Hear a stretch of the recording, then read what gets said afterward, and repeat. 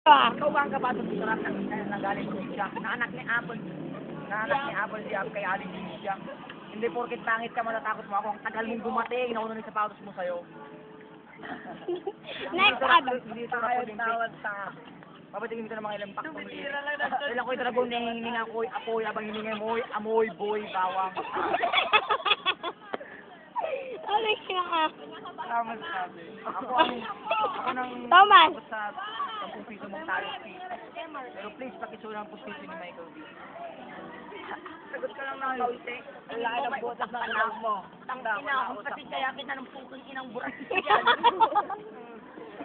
Oh, alam ko rin masyado kang magaling. Then sa YouTube pa mo, 10 mga bading. Ako, kumpara mo sa'yo, almusal mo kulangot. Okay, madam. Yeah. Thomas. Ito si Van Clyde. Partida. Hindi ako nag-practice ng araw. Ang pagmamahalan ng bunga nila po ko ang bento. Alam ko hindi normal. Kasi yung para mo hindi special. Joke niya, tinawag ko yung emosyon mo.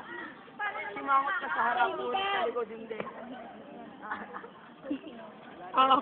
Pumos ko to Parang puging bilasa, parang puging parang pulubi na gala. Ano? Parang yung ilong niya, ulan mo yung ilong niya. Baka makita mo yung utak mo yan. Vietnam to. Ako yung mukha mo mukhang paa kasi yung mukha mo ay puro kalyo. Mamaya mo hindi. Ay, ganun yung ilong niya, nakakasingot ng jollen yun. Ay, lang, ilong mo, pre, nakita ko na utak mo. Tanong ko lang, dyan ba natutulog tatay mo? Ay, nakita ko ako.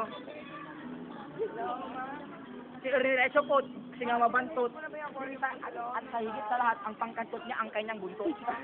Ay, go, Ernil. Go, pango. Buti na lang, hindi ako naano ni Van Clyde.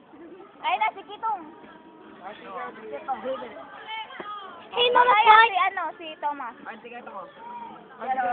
Thomas, ikaw gusto ko. Oo nga, Thomas. Pero ang dami niyang alam Gusto niya. pa ba? Alam ko. Ang harana. Woo! Maray, ikaw. Hindi ko tulo laway, lawlaw short.